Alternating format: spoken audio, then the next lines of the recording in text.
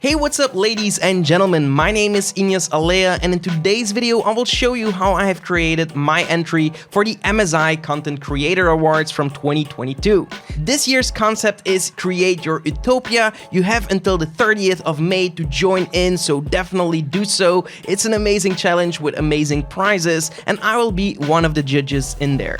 So the slogan Create Your Utopia is also coming with the concept of the metaverse, and I wanted to create my utopia but in a digital world. So I started creating my own personal digital world in a sci-fi synthwave style. So that's what I did. I created my Utopia city in 3D using Cinema 4D and Octane. So in today's video I want to take you through these steps on how I have achieved creating this final result.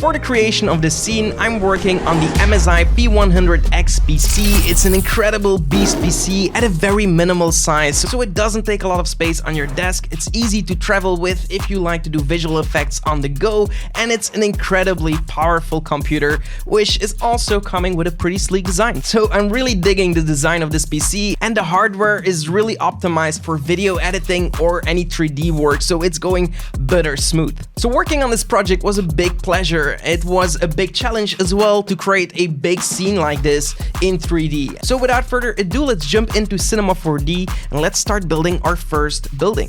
Alright, so here is my scene, and I'm just going to show you a little bit of how I have built the entire environment, because it's kind of impossible to recreate the entire scene in this tutorial. I will show you, however, how I have created a building, and using those techniques you can apply that to everything I have put in that scene. Here I'm just going to give you a little bit of an oversight of everything, of all the details that are in the scene, so you have an idea what you should be paying attention to. So the first thing that I have created here is a bridge, which is actually half open. It stops here at the end, so I have less geometry going on. And I added in asphalt texture, I added some light poles, I added a car just to give the idea that it's being used. You could also add animated cars passing here if you would like to. That would be a great idea. And then I have all these buildings, an entire skyline of buildings with some streets on the floor, some pharmacy stuff like the traffic lights going on here, and on the side I also have a highway with flying cars going through these loops here in the background.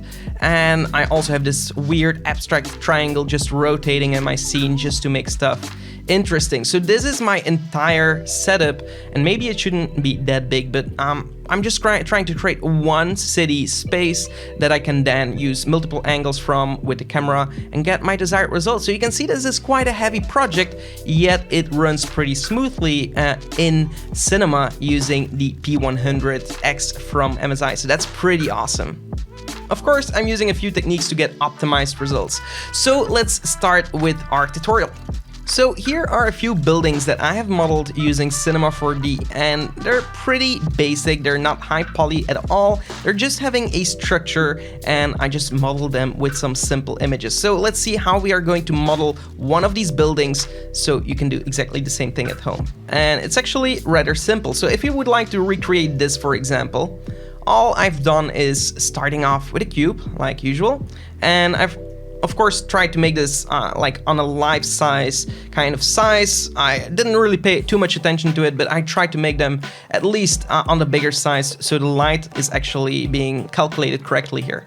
So I'm making this a little bit bigger and just place it on the floor, and now we can go into the object and increase these segments here for all these parts. And if you would want to, you can even increase the segments here for the height, especially because in this case we are going to transform these into let's say windows. So we're going to do the same thing over here. We're going to increase it until we are satisfied. So try to get everything to look kind of similar. And then we can press C on the keyboard once we're satisfied with our result. So all I'm doing here is going to my polygon tool and then hold Ctrl and press A on the keyboard. And then I went to my selection tool and I deselected everything here on the top and also everything on the side here. So I'm just giving one angle here that I leave as is.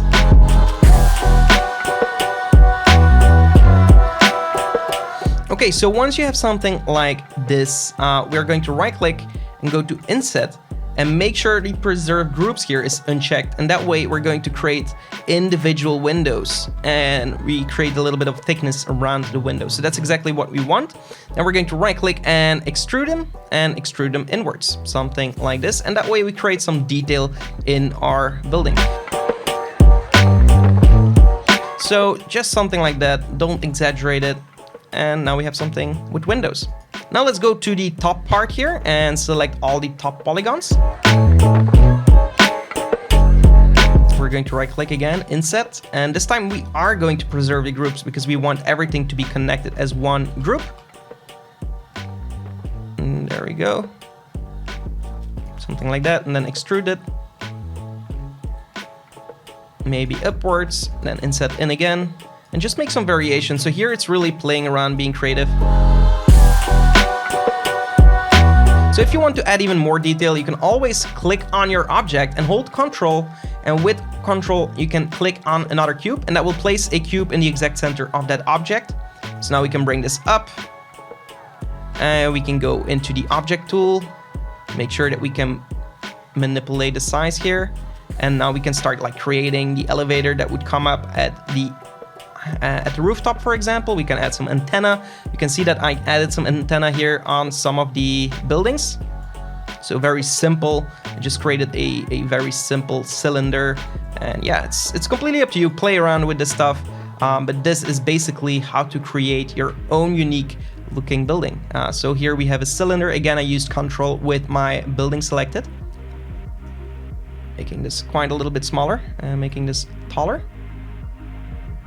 And then position it like in a corner, move it over, and maybe make some variations.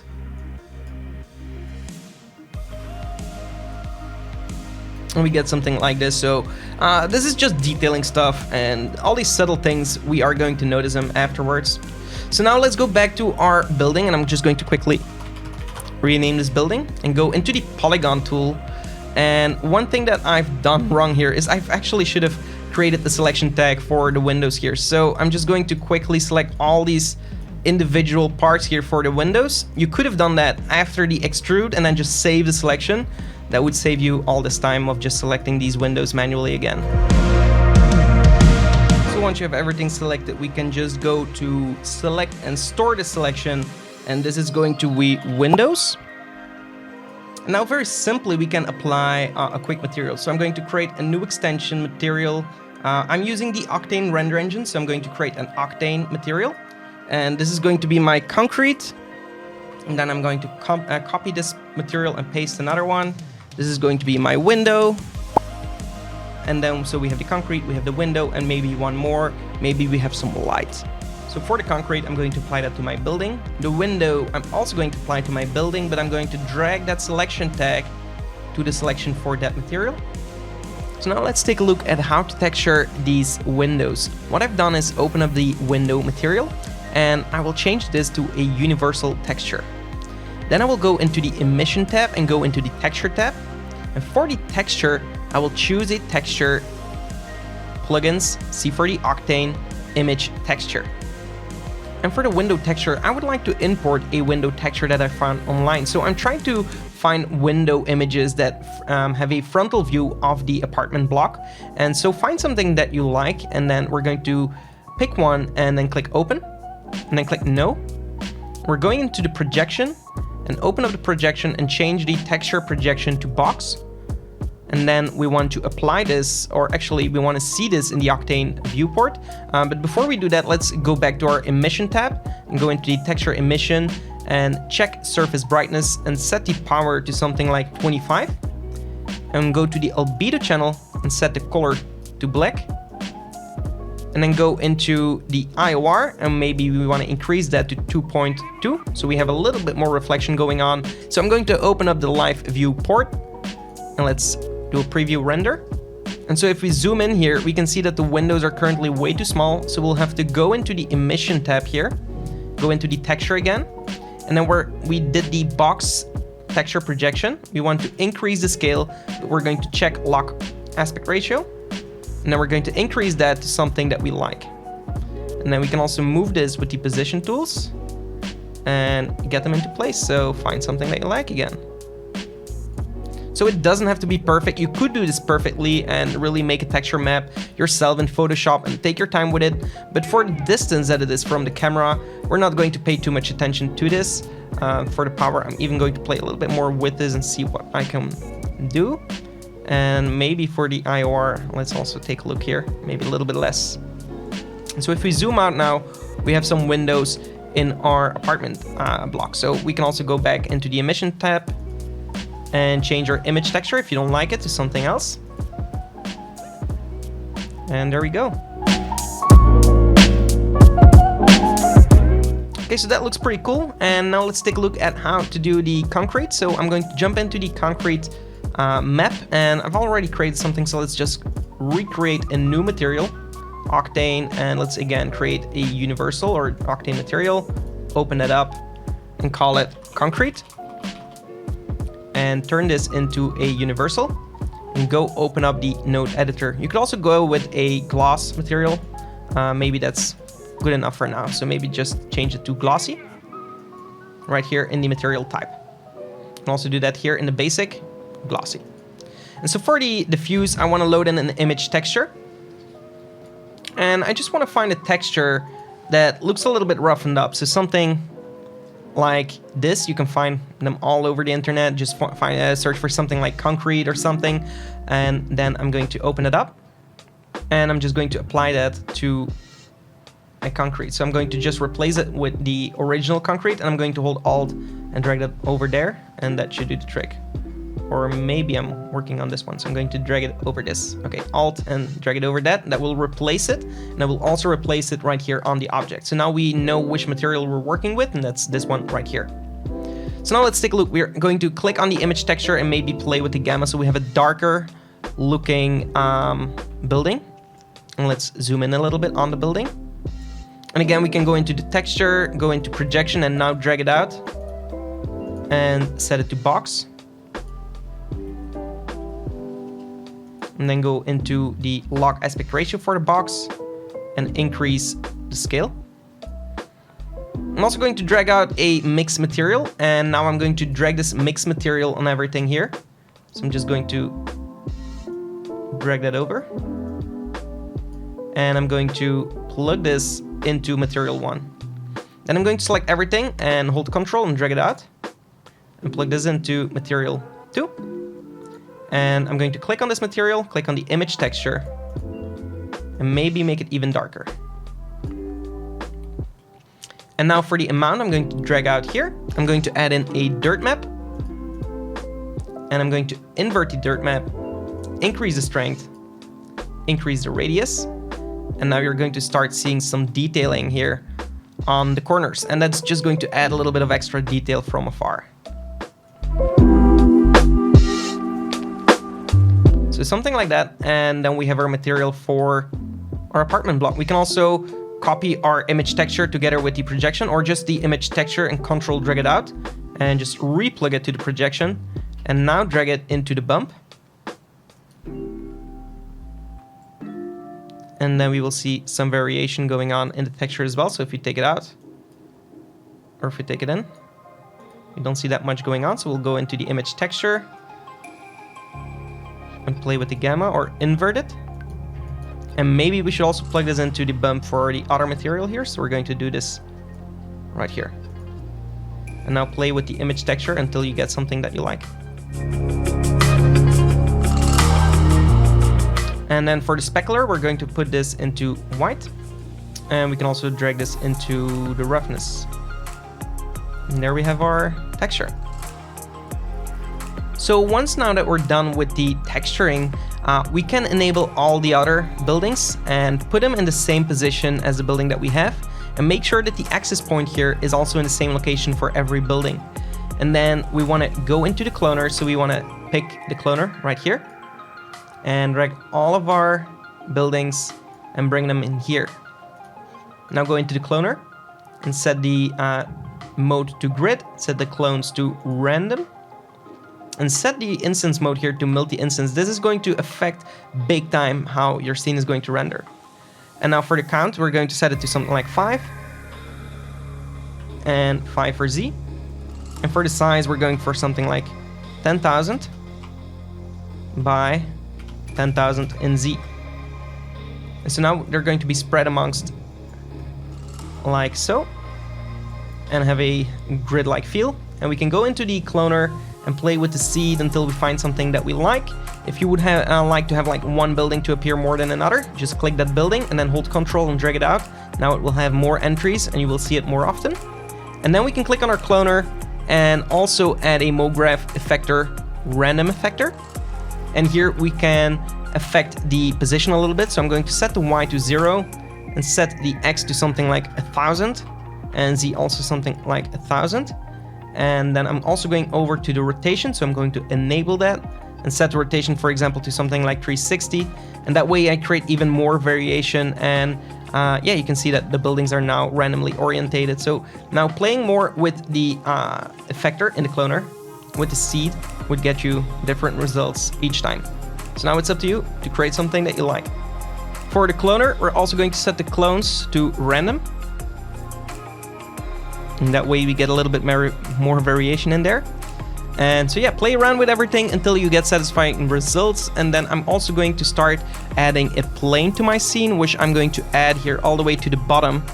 And this is essentially going to be my street. So basically that's how I started building out everything. So very, yeah, straightforward. And then adding a texture to that street.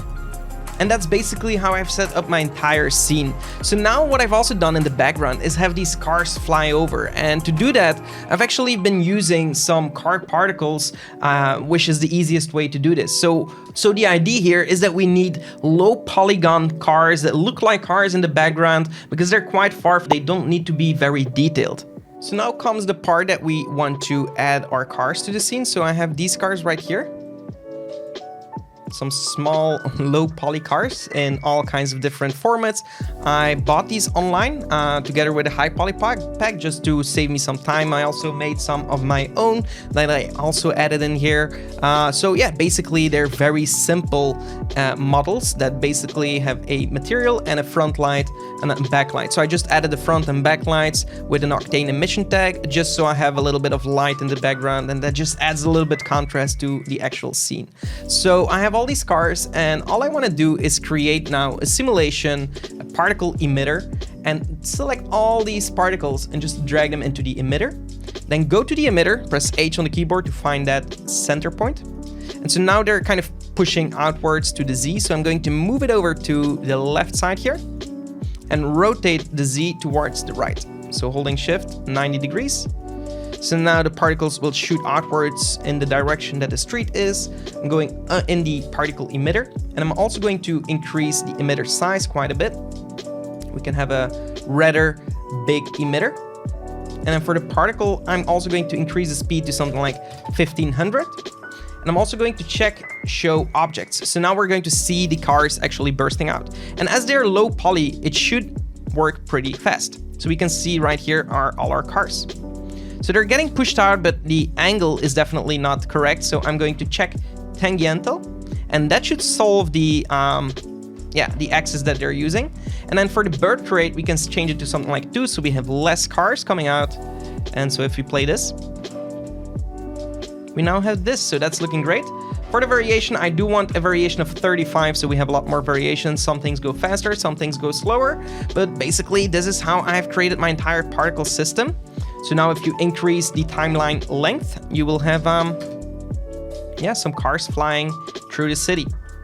And this build is actually pretty fast because it's using particles and low poly models. So you don't really have to think about speed here. And if you look at the background, how it's actually creating a depth in my scene, these cars flying past the buildings, that's really cool, you know? So yeah, you could do this. And then go into the particle emitter and make sure there is no stop emission. So until 450, they keep on going. And so you can add some variation for the lifetime. Well, you don't need variation for the lifetime. So basically that's it. So render instance, you can also check this on. So that way you're going to get faster renders.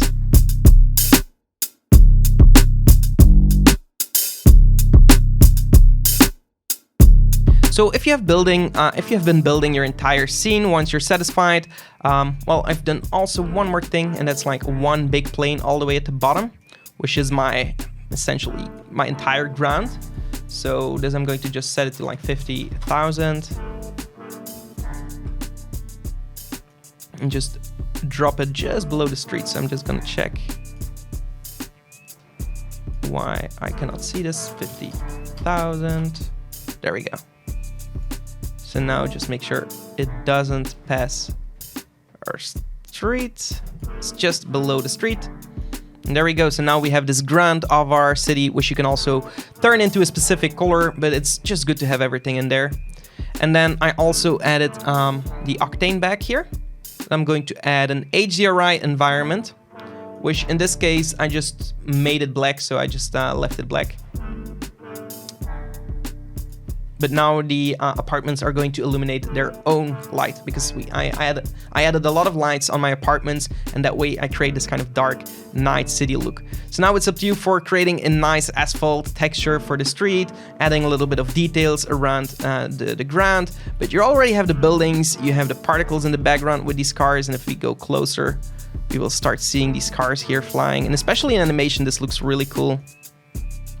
But yeah, you can do a lot of fun things with this. So add some variation doing this, and then it's time for the render. So now let's go over the render settings. I went into the render settings and chose Octane Render Engine.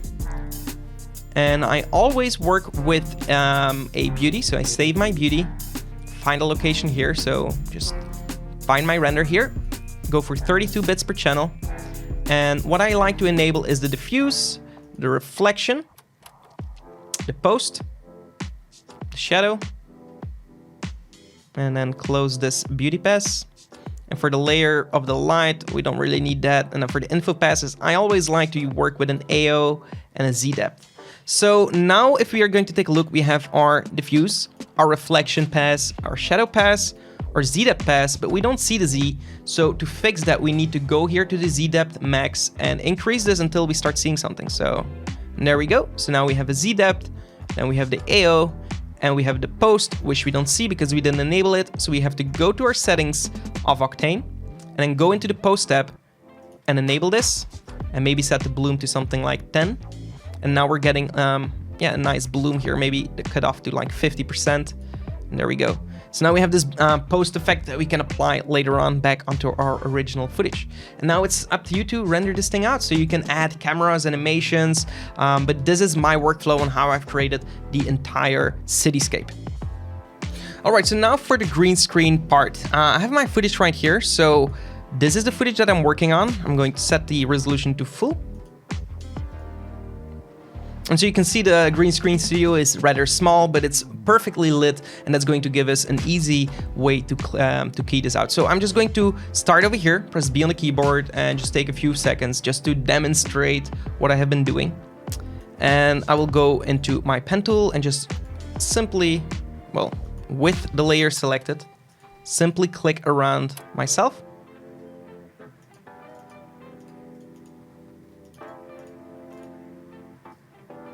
And then I'm going to add a primate keyer, which is a plugin from Red Giant and comes with Maxon 1. Really powerful for green screen removal. I can just simply select my background here. Boom, it's gone. I'm going to select my foreground a little bit just to clean it up. And then again, my background here. There we go. Boom, it's clean. And then let's have a check with the show matte here. Let's see. So the matte looks great. All right, and that's all it. That's all there is to it. I'm going to set it back to comp. You can also, play a little bit more with the settings. Maybe a matte blur of like 0.5. maybe a shrink matte of 0.5. And then also go to the spill killer tab and just enable the spill killer, which is going to get rid of all the green spill that is reflected from the green screen. So now we have a nice key, and that's exactly what we need. So now I'm going to import whatever I rendered out from my 3D software. So I'm just going to pick a random shot here, and I'm going to import that. And you can see that I export it as an EXR because this contains all my multipass files. I'm going to right click and go to interpret footage main. Make sure that's the same as my composition settings right here. So I'm working in 24 FPS. So I'm going to right click and change this to the same FPS as my composition. And then drag this into my composition. I rendered everything out in Full HD instead of 4K, so you can see that it's smaller. I just right click on it and then transform, fit up to comp width, just to get faster renders. And then I'm going to add an extractor, which will be able to extract the data out from the EXR file with all its information inside. And I'm going to extract the beauty pass. So now I have my beautiful 3D background. So I'm not sure if this is the right background or not for this shot, but let's leave it at this because it does look like it fits in this case. So that's great. And all I've done is playing again with curves and stuff. So I'm going to rename this layer to beauty. I'm going to duplicate it once, call this post, and then change this to the post effects. Wish post-processing, there we go. And then change the blending mode to an additive. And then go and right click here. Then go to your footage. And here I'm going to add a curves to my footage. And what I like to do here is, well, first I'm going to look at the contrast levels. I do think I can lift the blacks a little bit and then like decrease the highlights a little bit. Just a little bit, very subtly. Something like that. There we go.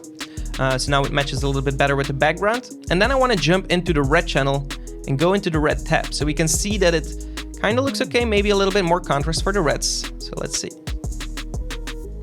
And then we go into the green channel. The green should be a little bit darker in my opinion as well.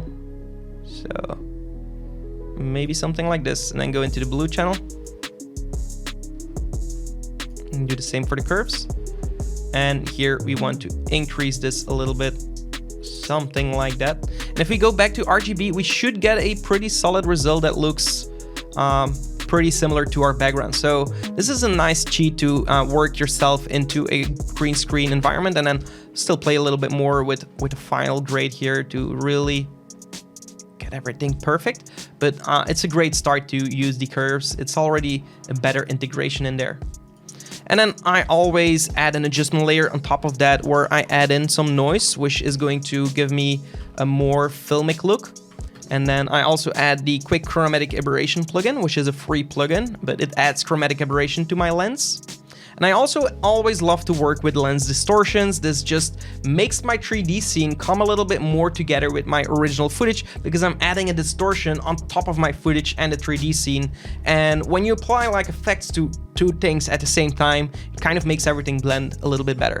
So for the distortion, I'm just using an optics compensation here. So the optics compensation, and I will bring this before the chromatic aberration. And so if I increase this, it will bend over like this a little bit. So I do want that, but I also want to add a transform, which now is going to compensate for that part and just stretch it out a little bit. So obviously this is a little bit too much. I'm going to set it back to like 35 and maybe lower the scale a little bit. But just having that little bend in 3D stuff makes 3D look more real. So that's a little trick there. And then a final great adjustment layer, which I add a tint effect on, a curves, and maybe a glow. And for the tint, I'm setting it to like 25, adding a good curve here, so we have a lot of nice contrast and rich colors. And then a final perfect glow, which you can get on our website for free at CreatorGalaxy.com. And this just gives us a very nice, rich looking glow that just makes the entire scene come together And there we have it. So this is basically how I have created my entire environment into the metaverse. So I hope you enjoyed it. Definitely send in your entries for the MSI Creator Awards. You have until 30th of May to join in, and you have some amazing prizes. I will be the jury, so I'll see your work in the entries, and until then, create epic videos.